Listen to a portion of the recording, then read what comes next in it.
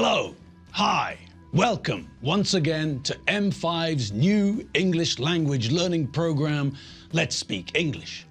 I'm Gav Duncan and I'm here on your TV screen to help you learn English. Now, are you sitting comfortably? Yes? Good. And are you ready for today's lesson? Yes? Good. Okay, well let's learn English together.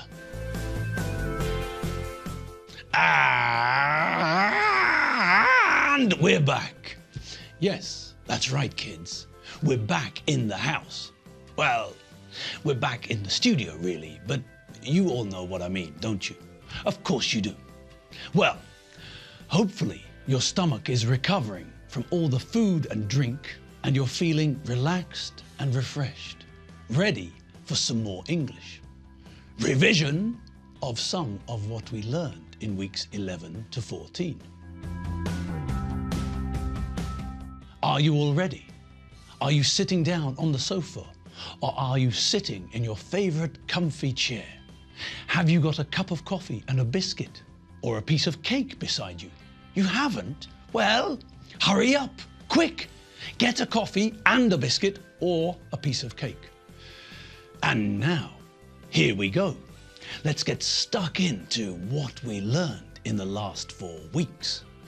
Let's have a quick peek at the 11th week again. We looked at using can.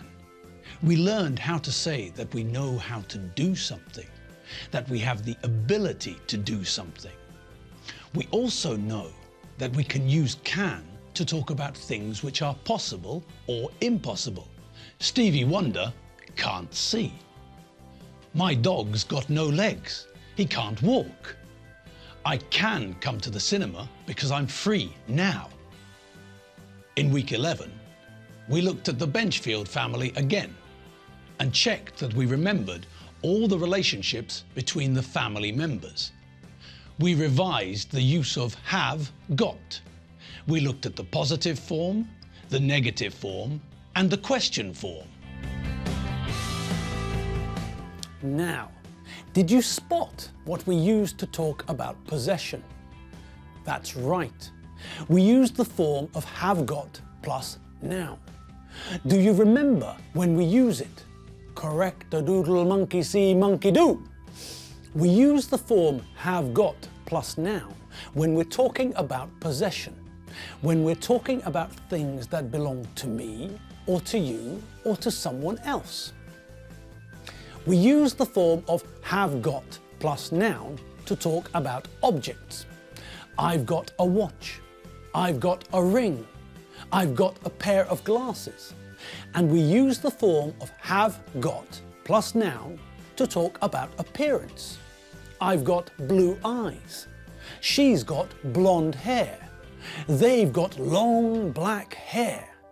We also use the form have got plus noun to talk about our families.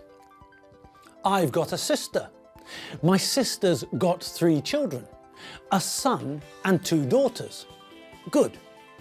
Now, do you remember the form of have got?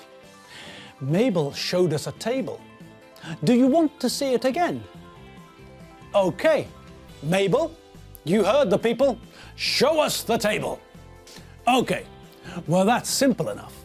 We all remember that we have to be careful with the third person singular, he, she, it, because the spelling for the verb to have changes in the third person singular. All of the other forms are have got, but the third person singular is has got. So, I've got 2 legs and 2 arms. You've got 2 legs and 2 arms, but she's got 2 legs and 2 arms. Okay, now, what about the negative? How do we use the have got form to say that someone doesn't have something? Mabel had a table for that too. Mabel, the gods of English would like to see the next table, please.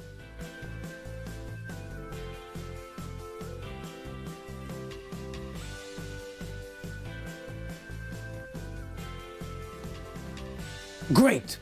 Thanks, Mabel. Okay, so, as usual, we use the word not to make the negative. We put not between have and got.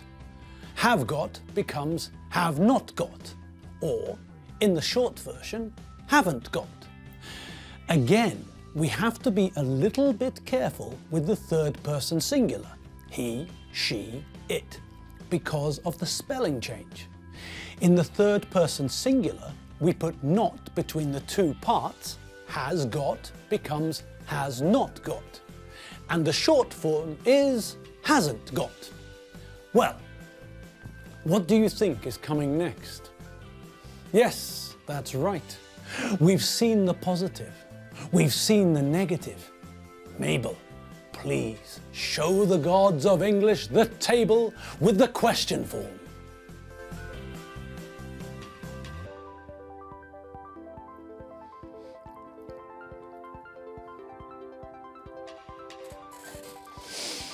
Okay, great, fantastic.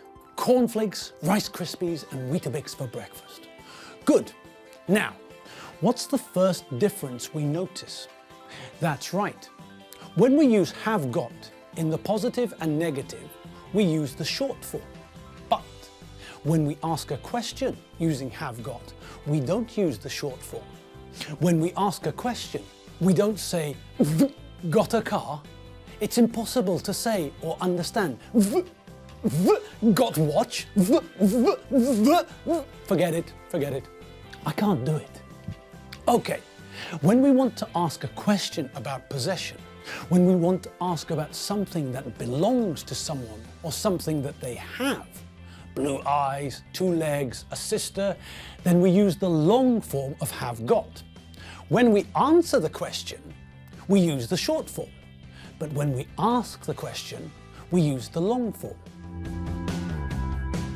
Great, fantastic, wonderful, Jimmy Stewart, Stewie Griffin, Snoopy.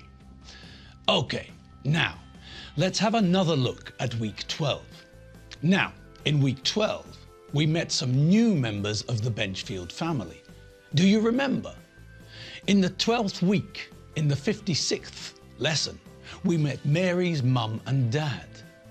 Mary's dad is called Joe Taylor. He's got jet black hair in a quiff. Joe's a bit of a rocker.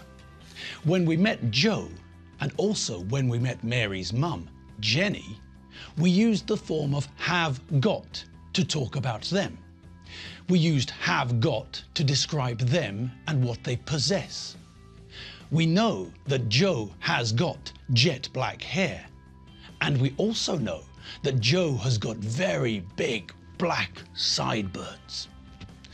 We learned that Mary's mum, Jenny, has got grey hair, blue eyes and glasses. When we met Jenny and Joe, we also talked about using different forms of English to talk about the same thing.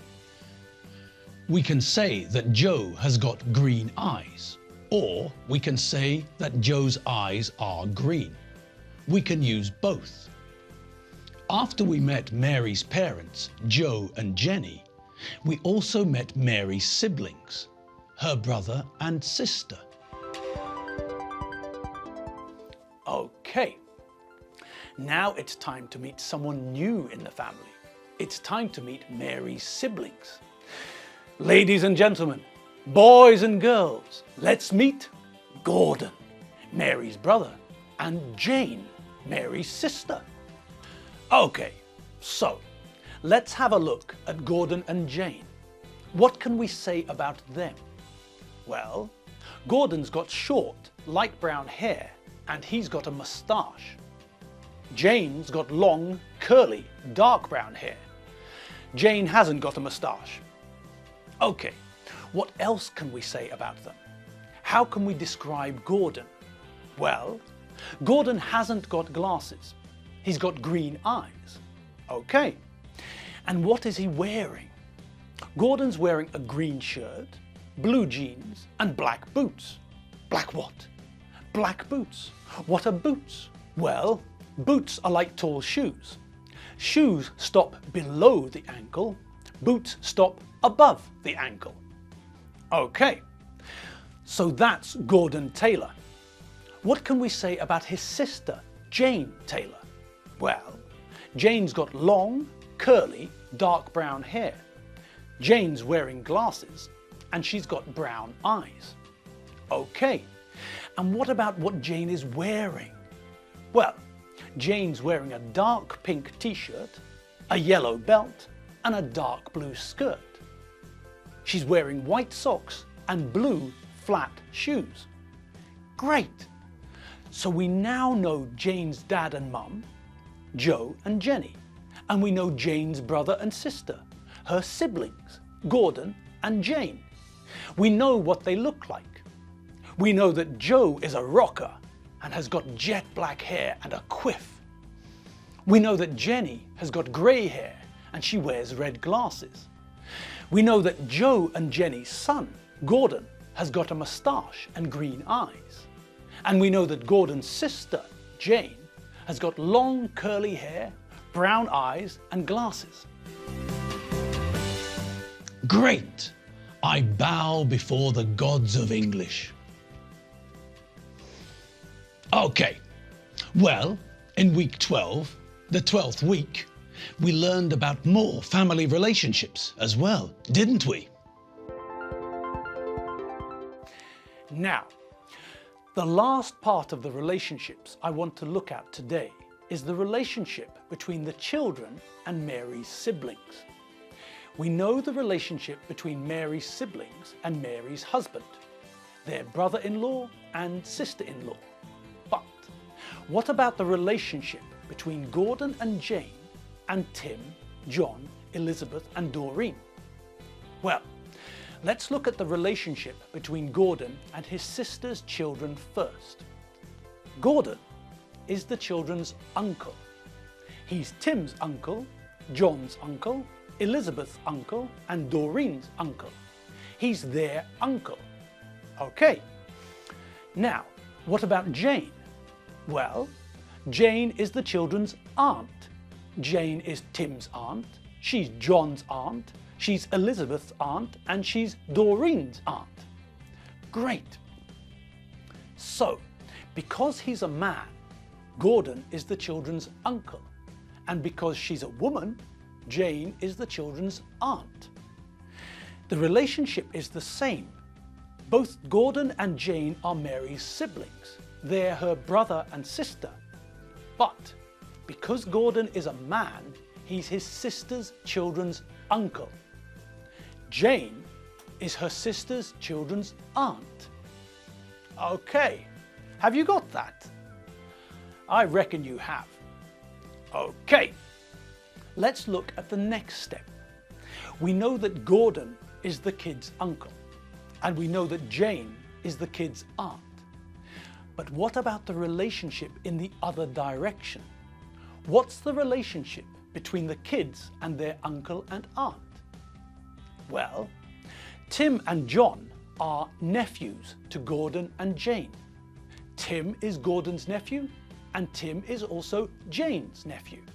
John is Gordon's nephew, and John is also Jane's nephew. So, because they're boys, they're nephews. Okay, and what about the girls?